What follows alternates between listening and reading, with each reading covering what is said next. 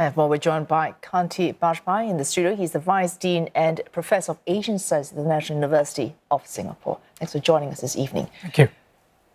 What we just heard there, well, I will quote Dr. Shankar, Foreign Minister of India, the suggestion that shared interests can take the place or replace shared values in international relations. Are they the same thing? They're not the same thing.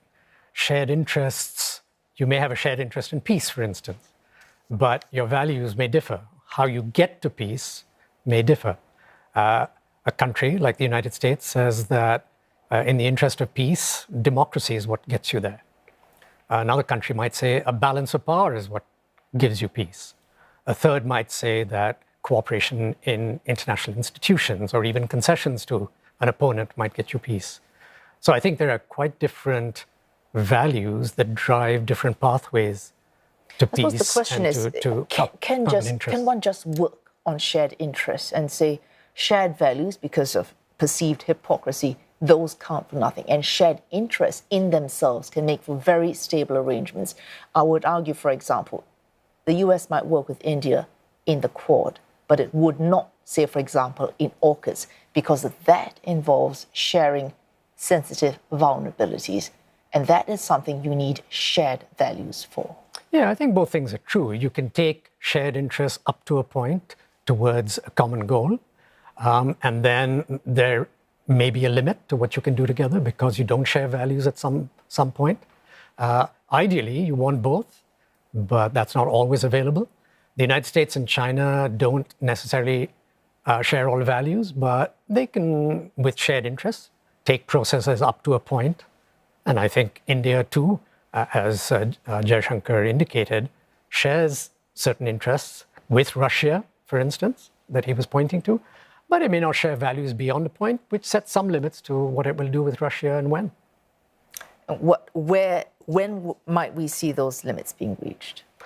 Well, I mean, I think on issues particularly, let's say, relating to Eurasia, the peace and structure of Asian peace is one area where they may differ. Russia would place quite great faith in cooperation with China, for instance. India obviously would differ on that point. Russia does not think that an American security presence in Asia is a positive, but India does. So I think, India and Russia do share some values. They're both against hegemonic rule of any single power, for instance. But on other issues, they fall out. And I think values do matter.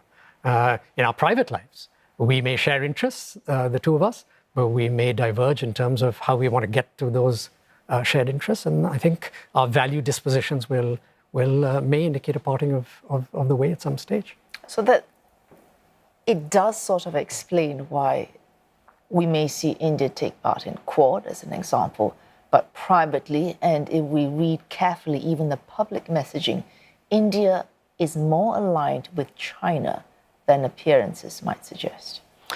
I think what is interesting is that on what we call global public goods, the global economy, climate change, the issue of humanitarian intervention in troubled states, even the future of the regulations around the internet, just to pick four.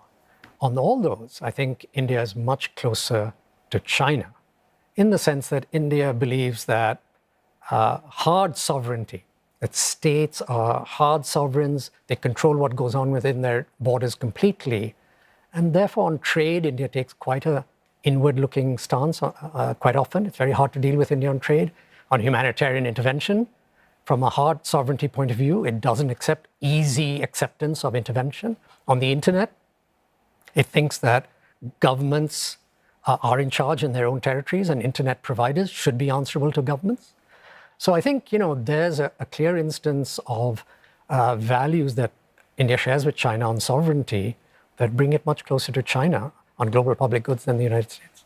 So if these exit polls that we see are to be believed and Prime Minister Modi gets that mandate he needs for a very strong, I suppose, control in his third term in power, what might he do on Chinese relations that might be really a legacy move for him? Yeah, I think this is a very good question. He just said, I think within the last 2 weeks, that he wants to speed up a border solution with China, and that he thinks the relationship with China is very significant. To me, that sounds like the possibility that if he does come back to power, which seems likely now, he will do something, perhaps quite dramatic, to open up the difficulties with China and try and get a border agreement in his time. That would be a massive legacy. This border problem has bedeviled the relationship since the early 1950s. That's 70 years ago. If he solved the border problem with China, surely he would find a place in Indian diplomatic and political history. And we see some precedent for that. I think when China and Russia finally, over years, managed to sort out its border issues, that was a very big step forward for both countries in terms of relations. If you say Mr. Modi is able to do that, what would that mean? Establishing who owns what, the line of control, of actual control, that they may not need anymore because they can decide exactly who owns which territory. Is that what you are talking Correct. about? So the line of actual control, which is the current nomenclature basically, would become a firm border, patrollable, verifiable, enforceable. And as you say, it's quite an interesting point that you make about China and Russia. Once they settled the border issue, they became virtual allies on the Eurasian heartland. Can one imagine that if the border issue is solved, India might do a flip geopolitically and become a rather close partner of China? Would its strategic autonomy doctrine then prevent it from becoming a real ally? It would still sort of try and maintain some distance between China and the United States. But it seems to me, if it did a border deal, it would drift much closer to China, particularly in light of what we said earlier. It's much closer to China on fundamental values about international order, global public goods. So be prepared, I think, in this next term of Mr. Modi, that on China there may be some interesting developments. We can speculate on other ones, but I think China might be a very good one to... And very quickly, final question. You mentioned trade. Do you see movement on that front? So China, trade, and anything else, if he gets this very strong mandate tomorrow? Well, there are a number of trade agreements with mostly Western countries after India pulled out of the RCEP, with the UK, with Canada, with the United States, the European Union. So we might see a big push there. Exports have been flagging. Second, I think a possibility is a change in India's nuclear policies. The United States is making progress on nuclear weapons. China is enhancing its weapons arsenal. So is Russia.